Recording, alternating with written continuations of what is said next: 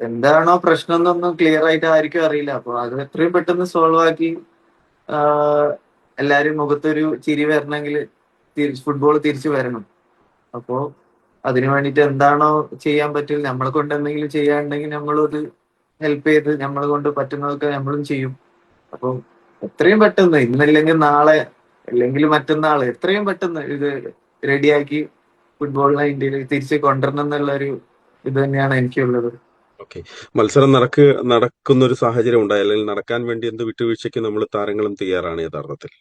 തീർച്ചയായും കളി ഒന്ന് തുടങ്ങി കിട്ടിയാൽ മതി, അത്ര മാത്രമേ ഉള്ളൂ ഇപ്പൊ നമ്മളെല്ലാരും മനസ്സിൽ. കാരണം ഇന്നലെ ഞാനിങ്ങനെ ഒരു ജിമ്മിൽ നിന്ന് ഞാൻ ഇവിടുത്തെ ജിമ്മിൽ പോയി ഒരു സ്റ്റോറി ഇട്ടപ്പോ മറ്റേ നമ്മളെ ആഹ് ഡിയാസ്, മുംബൈയിലുള്ള പെരേര ഡിയാസ് എനിക്ക് മെസ്സേജ് അയച്ചു, എന്താണ് ക്ലബിന്റെ കൂടെ ആണോ അതോ ഒറ്റക്കാണോ ചെയ്യുന്നത്, എന്തെങ്കിലും ISLന്റെ വിവരങ്ങൾ ഉണ്ടോ? ഞാൻ പറഞ്ഞ എനിക്കും വലിയ ഐഡിയ ഇല്ല.